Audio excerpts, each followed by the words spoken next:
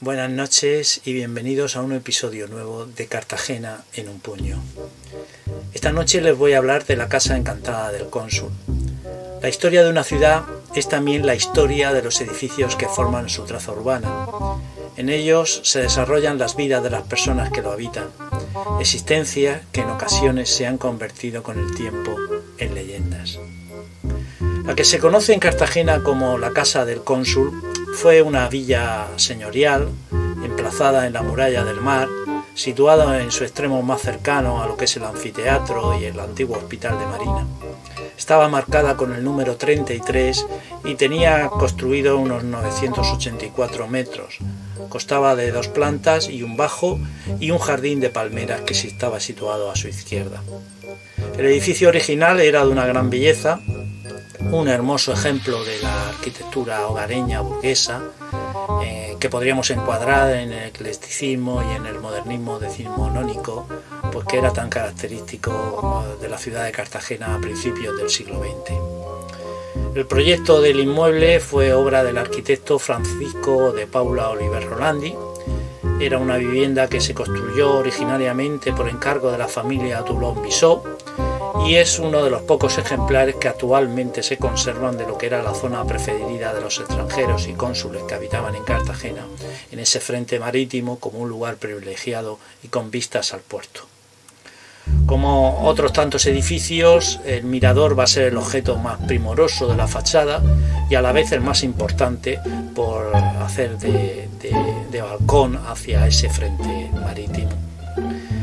Pero lo que verdaderamente importa de este inmueble va a ser quien lo compró, quien lo adquirió a principios de los años 20 del pasado siglo, cuando es adquirida por un ciudadano alemán que se llamaba Carlos Fricke, Enrique Carlos Fricke, y que es un personaje con un amplio recorrido por la ciudad, sobre todo en el tiempo que abarca la Primera a la Segunda Guerra Mundial. Carlos Fricke llega a Cartagena a principios de la Primera Guerra Mundial como un espía y formando parte de un entramado que había en la ciudad para abastecer y sustentar todo el espectro en el que actuaban los submarinos alemanes durante la Primera Guerra Mundial, que convirtieron a Cartagena en una base muy importante de su actuación sobre el Mediterráneo. Carlos Fricke, una vez que acaba la guerra, no va a regresar a su país, sino que se va a establecer definitivamente en la ciudad de Cartagena, convirtiéndose en un importante comerciante, sobre todo referido a temas de importación y exportación y muy relacionado con todo el aspecto comercial que se llevaba en el arsenal de Cartagena. Pero Fricke, aparte de ser un espía y aparte de ser un importante comerciante en la ciudad, va a tener también una importante labor diplomática como cónsul de los intereses alemanes en Cartagena durante muchos años. Por eso compra este inmueble en los años 20 y destina la planta baja a lo que eran las diligencias propias del consulado alemán, quedándose él para su uso personal las 2 plantas de arriba, convirtiéndola en su domicilio particular. Domicilio particular que va a convivir con una joven residente en Cartagena, María Oliva, que aunque era originaria de Lorca, vivía en nuestra ciudad. Como digo, desde allí, desde ese edificio, el cónsul podía controlar toda la actividad portuaria, seguramente reminiscencias de su actividad como espía, porque ahí podía ver todos los movimientos de los barcos y todo el tráfico portuario, y los miradores. Ese mirador va a ser en gran parte uno de los puntos de observación para el cónsul. Como digo, él casaría con esta mujer, María Oliva, y su mujer también se convertiría en un centro importante de la vida y de la actividad social de la ciudad. No había acto público en donde no apareciera uno de estos 2 personajes destacando de una forma u de otra, siempre al brazo de las autoridades y de los elementos más importantes de la sociedad cartagenera de esos momentos.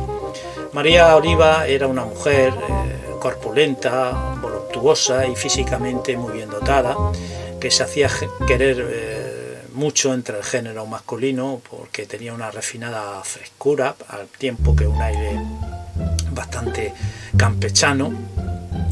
Y bueno, como físicamente, como he dicho, tenía un cabello moreno, sedoso, abundante, unos grandes ojos oscuros.